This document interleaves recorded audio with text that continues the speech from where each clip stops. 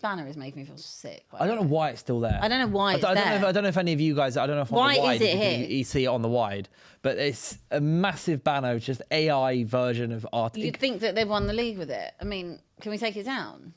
I don't even know if the wide. Yeah, there you go. Okay, yeah, there you go. The wide camera. You can see this because it's been up there, by the way, since Best of Enemies on Friday. Arsenal's Yeah, carry on. actual performances of late haven't been the amazing swaggerous performances we've always seen from them this season. Swaggerous? I don't know. Is that a word? Give me this.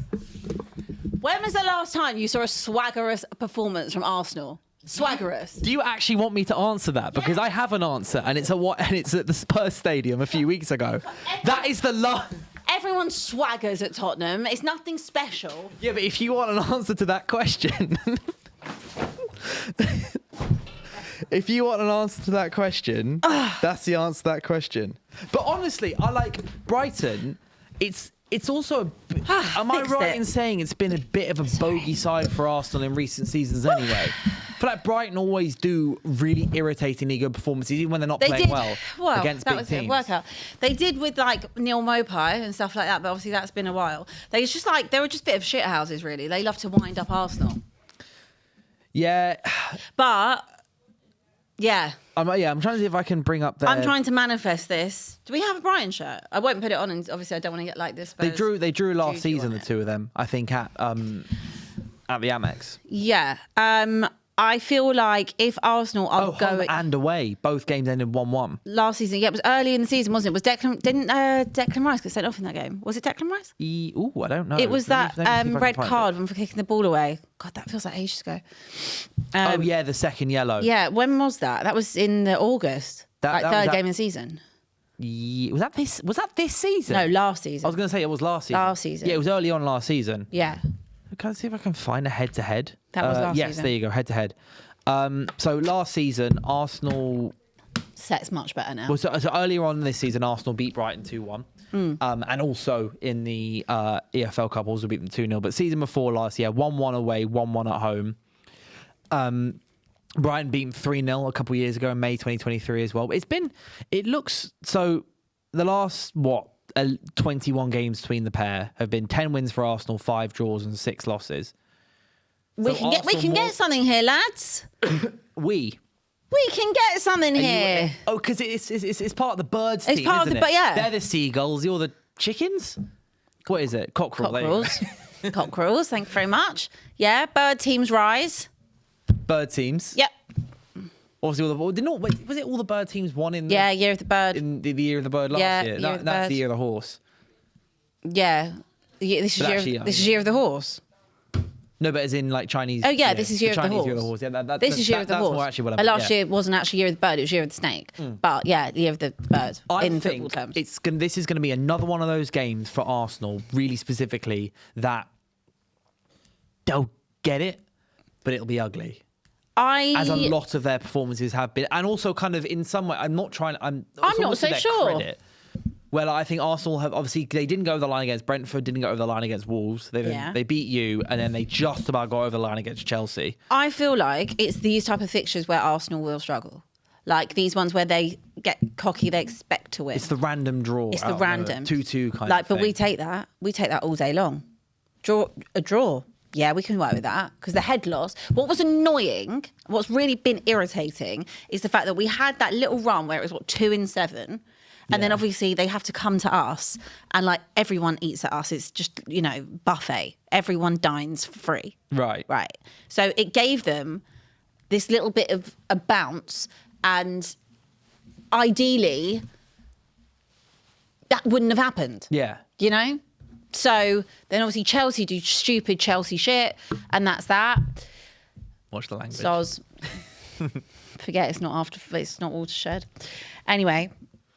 So yeah, I'm shameless. I will back anybody that can stop and save the world. We're in treacherous times.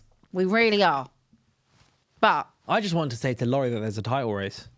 after having 3.5 months of me sat there, him then sat here going, what title race? I feel on top of the world. Champions this week, elect. I feel this. Champions elect in November. Do you remember when he didn't say champions elect? He just said champions. Do you know, just nothing would be better. Nothing would be better. And do you know what? If Tottenham have to go down, at least, like, if that happens, and at least they've got all the league, you know, and that's jokes. Yeah.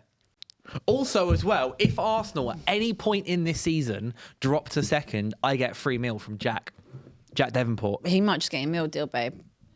No, we agreed it was a sit down meal. I think we agreed on a curry. Where? Anywhere in particular? Can't remember. Pick a really nice curry house. No, this was it. It was because he was on a show with me, Alex, and FJ, and he said if at any point this season Arsenal drop in the table from first, he'll buy all of us a meal. Wow. But if Arsenal stay first from, it was back in, maybe November. What is City now? 5 points behind? 5 points behind with a game in hand. So if Arsenal were to draw against Brighton, need a draw. It would, and then City then won their game in hand. There'd still be a point in hand. It would be because they've got the game at the Etihad. So basically, if game in hand, it'll be 2. Here's what we Arsenal need. Would be 3 points. So no. Here's what we need. We need a draw, at least one draw. Yeah. Ideally 2 draws, but we won't get greedy. We need 1 draw. Yeah. We need City to beat them at the Etihad, and we need City to beat that game to win that game in hand, and then we've done it. Yes. Well, but at the moment, it doesn't actually. A draw doesn't matter. No, because if City beat them at the Etihad, no, but it'd just be nice just to have a sprinkle in. Yeah, because the whole point at the moment is that my God. No matter. Do you want me to leave you a second so you can pray? Please. It's a silent prayer. It's a silent prayer. I sometimes think prayers out loud don't come true. It's like when you blow. Was it you blow a eyelash, and if you all blow out candles and stuff. Well, that's what I think X did on Best of Enemies. Was he wished for Spurs to not get relegated, but then he said it out loud. Okay. Yeah, you mustn't say it out loud. But either way, if City win all their games from now to the end of the season, they win the league. If Arsenal, but I know that City won't win all their games. No, well, I've been saying for like a month, but it's not about who wins the most games. It's about who ends up not losing the most. Yeah. Because both teams will still drop another 10 points or so. And I just have this feeling. Meanwhile, Michael Carrick's Reds. Yeah. We're going to finish on 81 points. Yeah. We're not, by the way, because that would happen every game. But do you know what's really... Is it not frustrating for you that, like, actually, if they would have sacked Amorim before that, you'd be in a title race? Yeah. The more that we don't lose, the more annoyed I get about it. But I also do think, like... And I actually was thinking about this yesterday, listening to Flex. Yappa yappa. Like, I get it. I'm happy for all of you. Like, I appreciate... I know where you've been. Yeah. You know? I've been there alongside you. We were there. We were there. we were there together. I'm still here, and if not worse, right? Yeah. But what I think needs to go into context with United, obviously, and you shouldn't really take it away from it, is the fact that you do only have 40 games. Like, you would have played 2 cup games. That's it, the whole season. And you've got the luxury of having that. Plus, I know you've got injuries, obviously, Lisandro Martinez, for example, and Mason Mount, whatever. But... Well, they're not. Šeško was out for 2 months at one point. Maguire was out for 2 months as well. But like, Mbeumo hasn't been injured. And Cunha's missed that one game. Yeah. So, bar the fact he went to AFCON for a couple of weeks, but he weren't gone that long. So I think that there is a very big benefit of having that. That's why teams typically do better when they don't, especially like the bigger teams. Let's say they have a year off of Europe. Like that first season with Ange, for example. Yeah. Where we could have finished 4th and we ended up finishing 5th. We had no European football. Well, that was probably a Carrick's good thing. Equalled Ange's record for best ever start, actually. You know that? Yeah. Which is great. Like, and I think that you having Carrick in, someone who knows the club so well, football people back into United in that sense, like come back in, play players in their position, 4-4-2 a lot of the time, arm around them, confidence boost, great. And it's good that you did it when you did it. In comparison to my situation, just saying. Yeah. But I do think that, it's not about getting carried away, but it could be a slightly false dawn as to actually where you are until you are back playing multiple games a week. I agree, yeah. Yeah. So with me, one of the comments says, Dylan, do you really not understand that your so-called unbeaten run, struggling with the phrase so-called unbeaten run. No, it is an unbeaten We haven't lost in 11